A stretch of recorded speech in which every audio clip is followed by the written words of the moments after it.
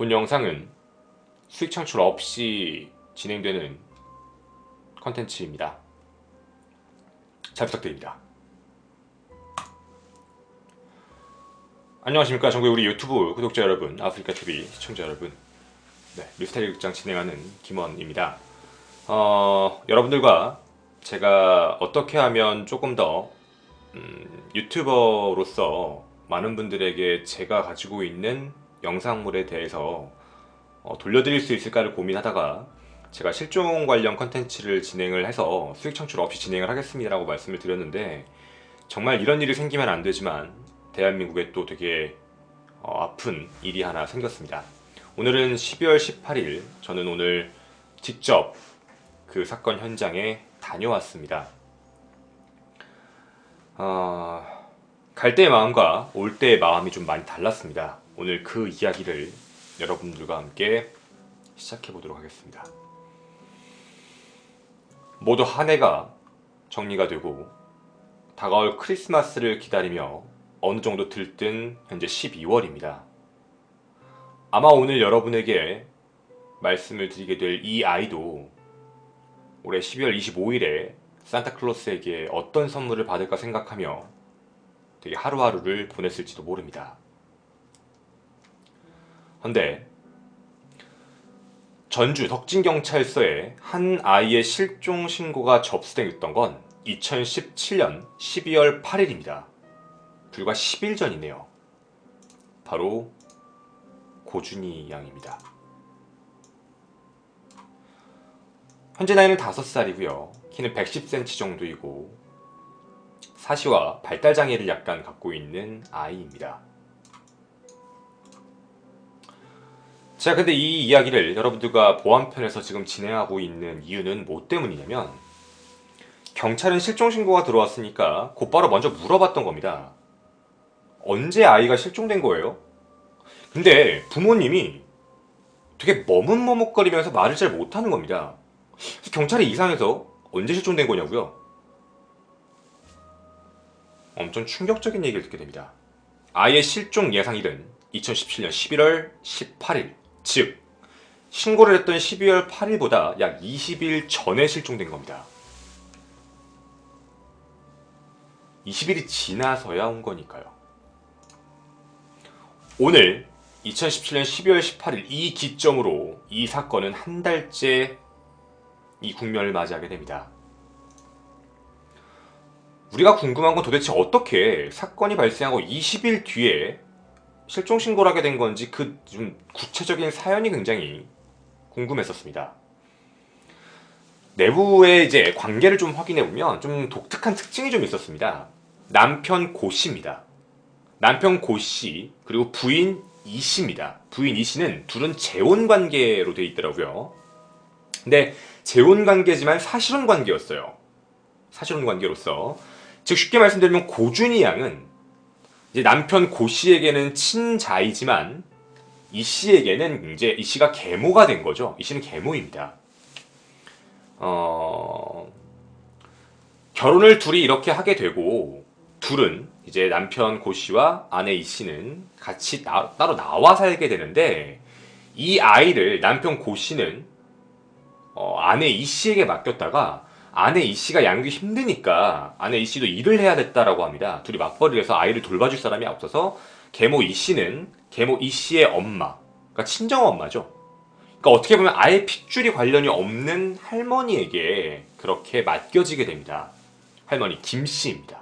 오늘 이 세 명의 이름을 집중해 주셔야 됩니다. 아버지 김 씨, 아버지 고 씨, 그다음에 어머니 이 씨, 할머니 이제 김 씨입니다.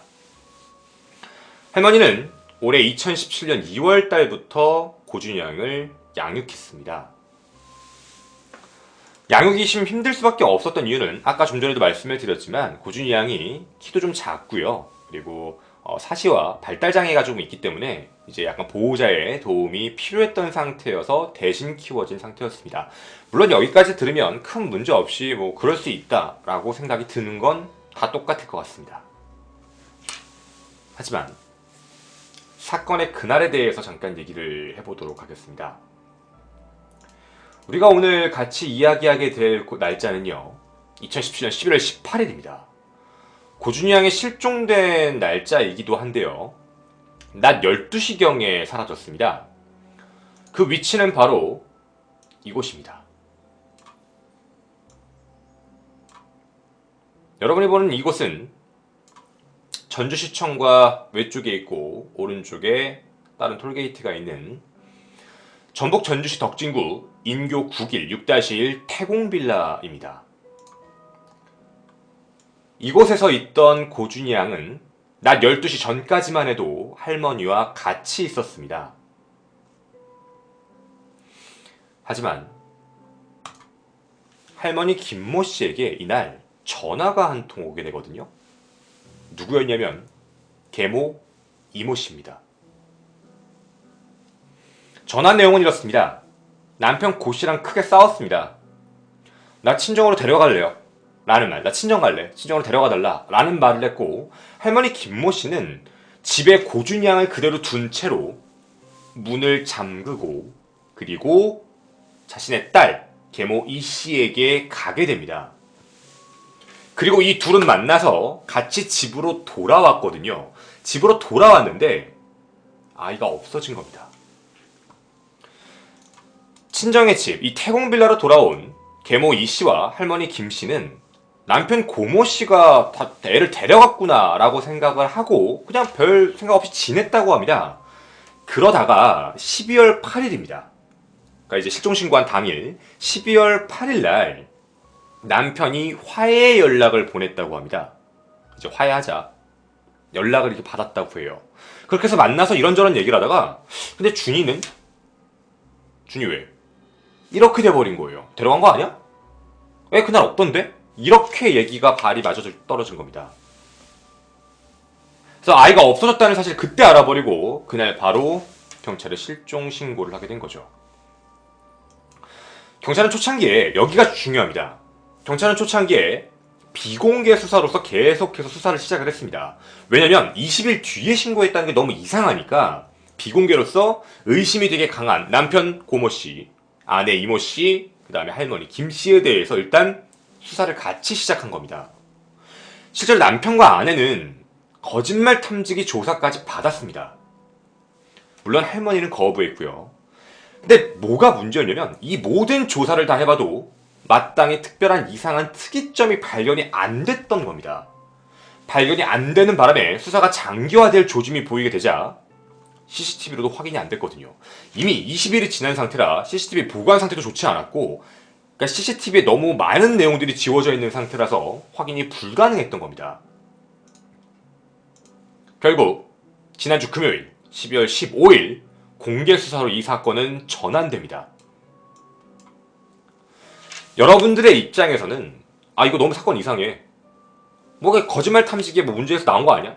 뭔가 수사를 했지만 문제점이 발견이 안 된 겁니다. 문제점이 발견이 되지 않아서 공개 수사가 됐던 거죠.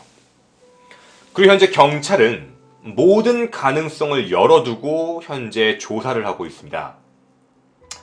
그 모든 가능성이란 제가 지금부터 말씀을 드리는 내용은 저도 차마 입으로 얘기하기 좀 힘든데 아이가 실종되었다.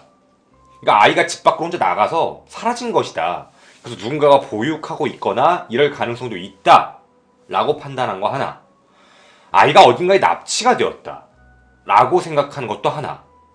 그리고 세 번째는 아이가 좀 안 좋은 일이 생겼을 수도 있다. 그래서 지금 현재 경찰은 집 주변을 조사하고 있는 현재 상태입니다.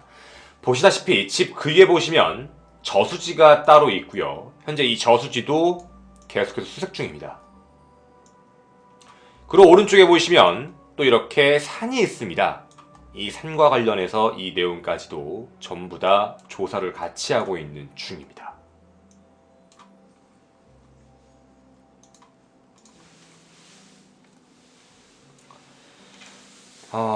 오늘 저는 이 지역을 직접 방문을 했습니다. 그리고 사실 주변에 있는 뭔가 이제 가게 이런 쪽에 해서 혹시 고준희 양을 아는지 그리고 고준희 양의 할머니를 아는지 이런 부분에 대해서 질문을 하고 얘기를 듣고 그러고 왔는데 사실 많이 하지는 못했습니다. 굉장히 좀 예민하셨고 날카로우셨고 녹화, 녹취 이런 부분에 대해서 굉장히 예민해서 요즘에 워낙에 많은 취재진들이 많이 왔고 경찰 내부 조사도 너무너무 많이 오니까 따로 이제 얘기를 못하고 있던 상태였습니다. 하지만 몇 가지 얘기는 좀 전해 들었습니다. 몇 가지 얘기는 이제 몇몇 분들한테 전해 들었는데 제가 조금 특이점으로 판단했던 건 어떤 거냐면 실제 고준희 양은 나이가 5세인데 따로 이제 보육시설 같은 곳, 뭐 유치원이라던가 이런 데를 다녔던 아이는 아닙니다. 뭐 좀 문제도 있었고 실제로 이제 집이 그렇게 형편이 넉넉한 형편이 아니라서 할머니의 손에서 이제 길러지고 있던 상태였다라는 게 하나였고요. 사실 고준희 양과 관련된 할머니와의 관계에 대한 진술의 몇 가지 이야기를 들었는데 이 부분은 제가 지금 입 밖으로 좀 내기가 좀 그렇습니다. 이 부분은 자칫 잘못하면 선량한 한 명을 마녀 사냥하는 얘기가 될 수도 있기 때문에 제가 이 부분은 얘기를 하지 않는 쪽으로 얘기를 좀 하겠습니다. 여러 가지 이야기를 다 듣고 그리고 실종이 한 달 된 입장에서 약 2시간 반에서 3시간 정도로 운전을 하고 다시 올라오면서 이 이야기에 대해서 제가 여러 가지 고민을 다시 해봤는데 제게 조금 이상한 몇 가지가 좀 있었습니다. 현재 언론은 계속해서 왜 20일 뒤에 신고를 했어? 라는 부분에 자꾸 집중을 하더라고요. 근데 오늘 여러분에게 제가 갖게 된 의문점 3가지입니다. 직접 보고 느낀 건데 이 3가지에 대해서 제가 좀 다시 한번 던져보겠습니다. 아직 아무도 얘기하지 않은 제가 가진 의문점입니다. 첫째, 뭔가 되게 이상한 상황이 하나 있습니다. 분명 할머니 김모 씨는 고준희 양을 집에 두고 나왔다고 했습니다. 그럼 우리가 이 사건을 봤을 때 가장 마지막 목격자는 할머니밖에 없습니다. 그 이후에 이 아이를 목격한 사람은 아무도 없습니다. 현재까지도 마찬가지죠. 최종 목격자는 되게 중요한 역할을 합니다. 최종 목격자가 범인일 수도 있고 최종 목격자의 진술에 따라서 사건 방향이 바뀌니까 말이죠. 근데 이 할머니는 분명히 아이를 집에 두고 문을 잠그고 나왔다라고 했습니다. 잘 들어주십시오. 발달장애가 있어 약간 몸이 불편한 아이입니다. 저도 이 아이가 자기가 혼자 문을 열고 나갔다의 가능성에 대해서 그럴 수 있을까라는 생각을 좀 해봤는데요. 직접 그 집입니다. 대원빌라의 모습인데 제가 집 대문을 본 결과만 먼저 좀 말씀을 드릴게요. 집 대문의 키를 잠글 수 있는 게 2곳입니다. 본키 그리고 위키 이렇게 2가지가 있는데요. 이 아이의 키가 110cm입니다. 대부분 밑에 있는 문을 여는 건 밑에 있는 문의 높이가 대부분 110cm 정도 됩니다. 물론 평균적으로 봤을 때는 100cm까지 있다고 하는데 약 이제 110cm 정도의 높이라고 합니다. 근데 문제는 그 위에까지 키가 하나 더 있다는 거예요. 저도 경찰이 얼마까지 조사했는지는 모르겠지만 제일 중요한 건 경찰이 초동 수사를 했을 때 할머니한테 문을 잠궜다고 하면 분명히 먼저 물어봤어야 됩니다. 위입니까 아래입니까? 만약에 아이가 예를 들어서 윗부분이 잠겨 있는데 아이가 그걸 직접 문을 열려면 의자 같은 걸 놓고 열고 나가야 됩니다. 그렇다면 아이가 정말 머리가 만약에 좀 비상하다면 문을 열고 다시 의자를 갖다 놓고 나갔다라는 부분? 근데 그것도 말이 앞뒤가 안 맞는 건 할머니의 진술입니다. 문은 잠겨 있었습니다. 왜 그랬냐면 아까도 말했지만 남편이 와서 데리고 간 거라고 알고 있었다. 즉 문이 열려있다고 생각을 안 한 거예요. 와가지고 문을 이렇게 열어봤는데 뭐야? 이 얘기예요. 문은 잠겨 있잖아요. 그러면 아이가 직접 자기가 문을 열고 나갔다면 아이가 다시 문을 잠그고 나갔다라는 게 말이 맞아야 되는데 이건 말이 앞뒤가 안 맞습니다. 따라서 아이는 자기가 직접 제 발로 나갔다는 불가능합니다. 이건 불가능하다가 맞아요. 앞뒤가 안 맞거든요. 차라리 이렇게 말하는 게 맞겠죠. 아니 우리가 와가지고 둘이 뭐 이렇게 다 나갔다가 왔는데 문이 안 잠겨 있더라? 봤더니 애가 없대? 이렇게 얘기하는 게 아이가 문을 열고 나갔다에 조금 더 근접합니다. 근데 분명 할머니는 문을 열었을 때 아이가 없었다. 문이 잠겨 있었다. 근데 아이는 없었다. 그렇다면 남편이 데리고 나간 것이라고 생각을 했었다. 그 얘기까지였습니다.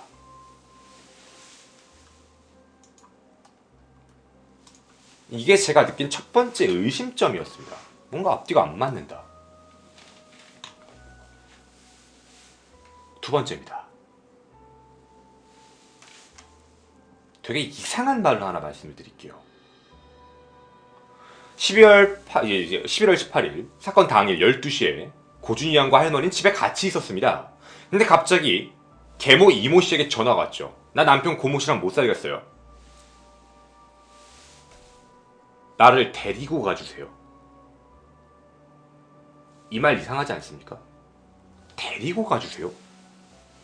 자신의 집 친정입니다. 친정으로 오면 지가 오면 돼요. 근데 전화로 자기를 데려가 달라라는 표현을 썼고요. 진술이. 그리고 할머니는 또 거기를 또 데리러 갔어요. 이게 우리가 지금 이 진술은 나왔던 진술이고 사실적 진술이니까 저는 그게 20일째 신고됐다가 좀 중요한 게 아니라 이게 좀 말이 앞뒤가 좀 안 맞다고 저는 생각했습니다. 대부분 싸웠을 때 자기가 나 이제 글로 갈게 라는 말이 더 가깝다고 보는데 나를 데리러 와 라고 얘기한다는 그 말 자체가 저는 굉장히 독특하다라고 생각을 했어요. 이게 무슨 의미일까요? 쉽게 얘기하면 할머니가 집 밖으로 나오게 된 이유가 딸 때문이다라는 말이에요. 딸 때문에 나는 나갔다. 저희가 할머니를 제가 지금 의심한다는 게 아니라 할머니가 만약에 뭔가 용의선상에 올라가 있다는 기준이라면 할머니가 집 밖으로 나와서 아이와 분리될 수 있는 매체가 하필이면 나를 데리러 나한테 오라고 해서 갔다 라는 쪽이라면 조금 특이하다라고 생각을 했습니다. 여러 가지 경우일 수는 있죠. 뭐 돈이 없었나? 뭐가 없었나? 근데 그것도 문제가 되는 건 그냥 와서 돈을 내보내면 되니까요. 제가 뭐 어제 컨텐츠 할 때도 얘기했지만 돈이 없다고 택시를 못 타는 게 아닙니다. 나 집 앞으로 갈 테니까 택시비 좀 내줘. 뭐 이런 것도 있죠. 그러니까 저는 이 부분에 대해서는 조금 뭔가 개인적으로 납득하기가 되게 힘든 말이라고 판단을 했습니다. 세 번째입니다. 누구냐면 집을 나간 남편 고씨입니다. 이 사람도 이상해요. 집을 나간 남편 고씨도 되게 이상한 게 뭐냐면 자신의 아이를 직접 데리고 나갔다요. 그러니까 이 얘기잖아요. 남편이 시댁의 집에 직접 다시 와서 지가 문을 열어서 아이를 데리고 그냥 나갔다. 자, 이 상황에 앞뒤를 좀 맞춰보겠습니다. 남편 고모 씨와 계모 이모 씨는 다른 데 살았는데 둘이 거기서 엄청 싸웠어요. 엄청 싸우고 실제 그때 남편의 진술은 나는 싸우고 집을 나갔다고 합니다. 실제로 남편은 집에 돌아온 것도 며칠 뒤에 돌아왔어요. 싸우고 집을 나갔습니다. 그렇게 해서 계모는 집에다 얘기를 하죠. 남편 나갔다. 나 좀 데려가달라. 그렇게 해서 자신의 친정 어머니를 만나가지고 집에 다시 돌아왔는데 아이가 없었어요. 근데 그거를 남편이 데리고 갔구나 라고 생각을 했다는 겁니다. 이게 왜 말이 좀 앞뒤가 안 맞냐면 남편이 집을 나가고 나를 데리고 와라 할머니가 나갔고 그럼 남편이 거기서 그 나간 상태에서 집 쪽으로 가서 아이를 데리고 그냥 나가버렸다. 그 찰나의 순간에 아이를 데리고 나갔다라고 생각한다는 게 보통 인과관계가 맞는지에 대한 의문입니다. 애가 없네? 뭐야? 남편이 데리고 갔나 보다. 자, 안 끝났습니다. 남편이 데리고 나갔나 보다에 대한 진술까지는 좋습니다. 근데 제가 이 계모에게 묻고 싶은 게 하나 있습니다. 남편이 아이를 데리고 나갔다면 5살짜리 발달장애 있는 아이입니다. 아이가 뭘 입고 나갔죠? 아이가 옷을 가지고 나갔나요? 아이의 의류를 챙겨서 나갔나요? 세상에 어떤 부모가 어떻게 아이를 데려나갈지 모르겠지만 아이를 데리고 나갈 때 데리고 나간 거라면 아이만 그냥 덩그러니 데리고 나갈 리는 없다고 생각합니다. 아이의 옷, 의류, 아니면 아이가 뭐 평상시에 써야 되는 것들 이런 것도 같이 챙겨서 나가야 된다고 한다면 그런 게 같이 사라진 거라면 아 남편이 데리고 나갔구나 라고 생각할 수는 있다고 봐요. 하지만 문제는 뭐냐면 여기에 분명한 초기 진술은 그냥 애가 없어진 것만 보고 남편이 데리고 나갔구나 라고 생각을 했다고 합니다.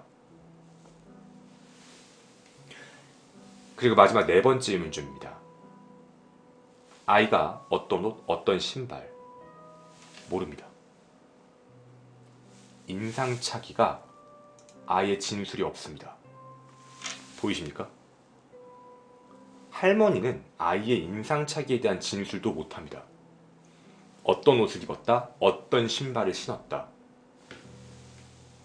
대부분 아이가 사라지면 아이가 어떤 부분에서 어떤 옷을 입고 있었는지까지는 다 알아야죠. 아무것도 없어요.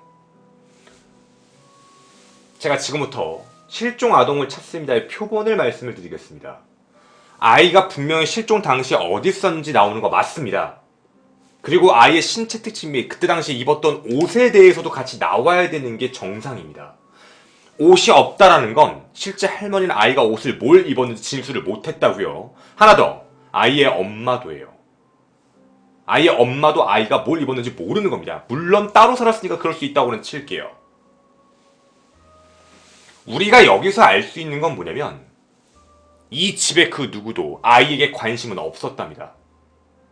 심지어 할머니조차도 아이에게 관심이 강하진 않았답니다.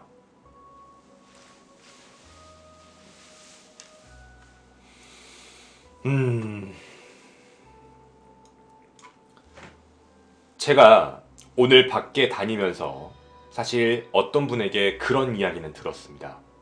아이를 굉장히 귀찮아했다. 물론 본인의 친손주가 아니기 때문에 그럴 수도 있다라고 생각은 합니다. 하지만 아이입니다. 이 영상은 누군가를 저격하기 위해서 찍은 영상이 절대 아닙니다. 하지만 여기에 계신 분들에게 말씀을 좀 드리겠습니다. 아무도 관심 갖지 않았던 의문점입니다. 제가 지금 여러분에게 전달한 내용 이 네 가지가 어떻게 들리십니까? 상식적으로 납득이 됩니까? 아니요. 저는 전혀 상식적이지 않습니다.